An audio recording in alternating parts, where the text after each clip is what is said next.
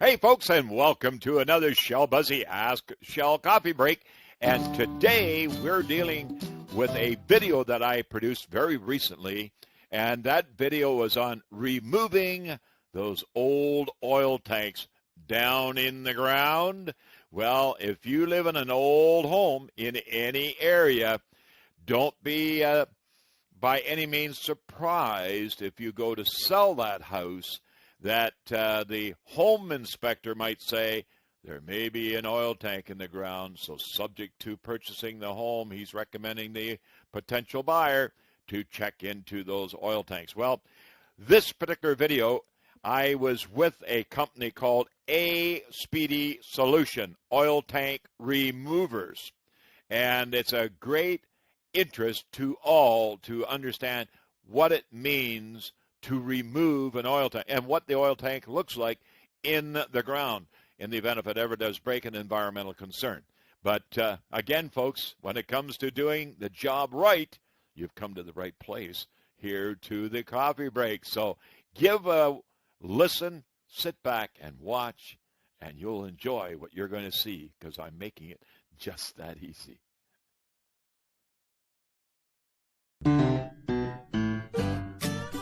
Hello again, folks, and welcome to one of my House Smart Home Services Referral Network members, project in progress, you might say. And today we're going to show you what is involved in removing one of the old oil storage tanks that's underground in the older homes back in the 30s, 40s, and 50s in any city, town, any area throughout the country. And with me today, I have David Taylor, and David Taylor has a company called Speedy Solutions Tank Removal. And you don't see any A there, David. I guess really that's a situation where the A goes in after the Canadian brand goes on, A. That's right, Shell. That's right. Excellent, excellent. Well, tell me, when it comes to removing oil tanks, environment is something that you're always concerned about today, and especially any oil that may be leaking or old tanks in the ground, that sort of thing. Are you involved in a situation here in this particular project of any concerns at this point, or is it not known until you get the hole in the ground? At this point, you can't really tell. We have to wait until the tank actually comes out of the ground, and then you'll see coloring, discoloring, and also a smell. But right now it looks pretty good.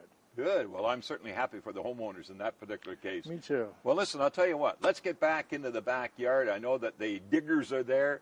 They've got the tank partially dug to the point that you can see the tank now is exposed, and we'll go through the process as to what has to take place from that point on. I understand we may even see the fire department here, not for any other reason, just to inspect, make sure the tank's out. Yes, yes. And that makes for a lot of interesting shots, I'm sure. And especially people may, at one time or another, be faced with this particular concern. And if you are, don't go away, because we're going back to where the work is really going on.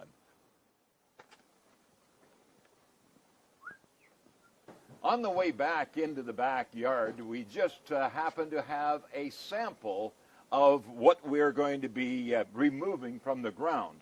It's a miniaturized sample, and David, this particular tank here, I'm sure it's a very small miniaturized size, but all the rest of the items coming out of the tank, I would think, are full size. And the red pipe here, the blue pipe, and the two copper lines. Explain those items. Yes, this is the fill-up where the fuel goes into the tank. And this is the breather that goes up the side of the house. It's usually about maybe 5 to 6 feet. This is draws the fuel out into the house, into the house, into the furnace, the boiler, the hot water tank, or whatever. Yes, and this is fallback. So that actually the fallback is when the pump stops. Anything that's in the line will go back into the tank. Yes. Okay. Now, the blue, the vent stack, quite a number of people will call me and they'll say, I know I have a pipe that comes up the side of the house.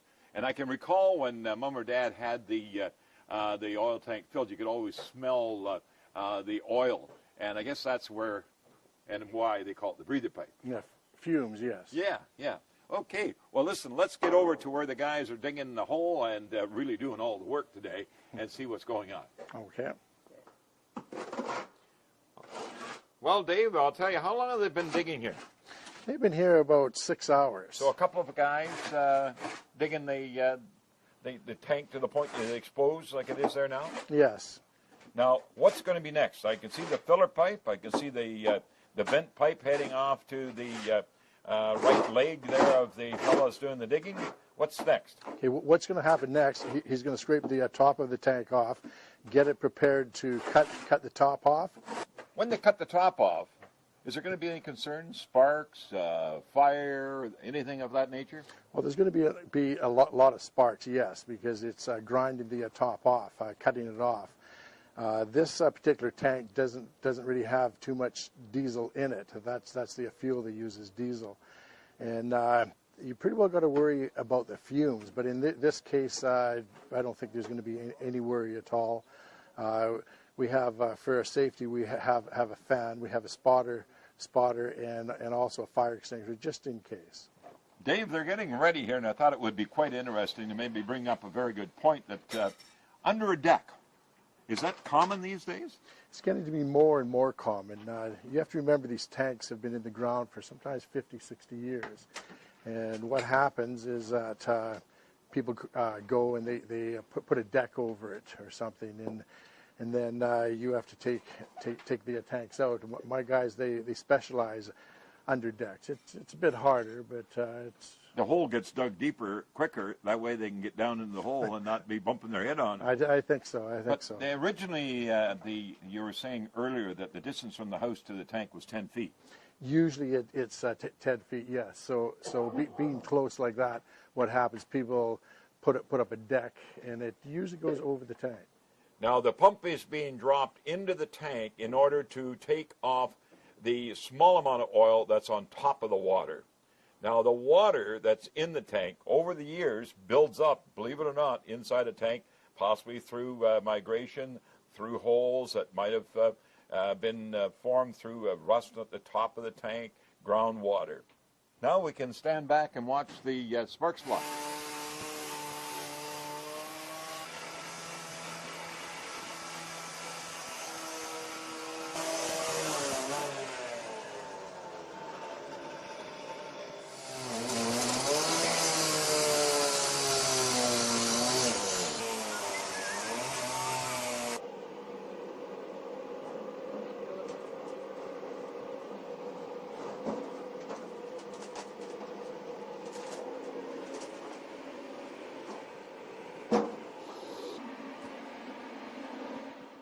All right, now, Dave, the tank lid is off, or at least the lid that they formed through cutting it off. And now the insertion of the pump. Where's it go from there? Okay, and then it's going to be taken to a treatment plant. Uh-huh. And then what's going to happen after the tank is pumped, it's going to be cleaned, and then cut up into pieces, and then the firemen are going to come and take a look and inspect it. Just to make sure that everything is out of the ground and everything's clean. Yes.